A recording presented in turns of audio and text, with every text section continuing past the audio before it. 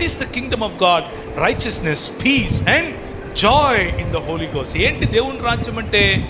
నీతియు, సమాధానమును, పరిశుద్ధాత్మనందలి ఆనందము. This is what I say, this is what I ask you. మీకు పరిశుద్ధాత్మనందలి ఆనందం ఎలా వస్తుంది? సొయ్యం తగ్గించుకుంటే వస్తుంది. పరిపక్వత అంటే ఏంటి? పరిపక్వత అంటే నేను చాలా రిలీజియస్ పర్సన్ని, నా అంత మతపరమైనోడు లేడు అని అనుకోవటం కాదు.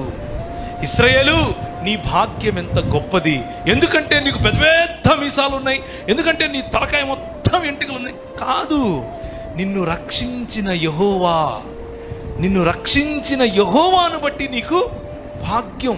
నీ భాగ్యం ఎంత గొప్పది ఎందుకో తెలుసా?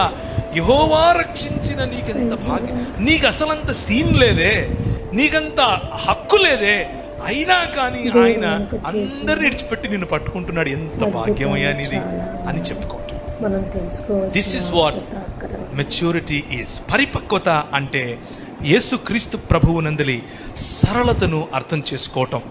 సరళంగా ఉన్నటువంటి దేవుని రాజ్య ప్రాతినిధ్యాన్ని మతం కోసం, డినామినేషన్ కోసం అమ్ముకోకుండా, మతం కోసం, డినామినేషన్ కోసం కట్టడలు పెట్టి, లేనిపోని ముడులు వేసి, లేనిపోని కొత్త కొత్త రూల్స్ అండ్ రెగ్యులేషన్స్ పెట్టి ప్రజలను పల్టీలు కొట్టించి అలాంటి చేయడం మానేసి యేసుక్రీస్తు రాజ్యమును కట్టడం, నా సొంత రాజ్యాన్ని కట్టుకోవాలి అన్న ఆలోచనను పక్కన పెట్టి దేవుని రాజ్యమును కట్టడం. ఇంతే కదా ప్రభు అడుగుతున్నాడు.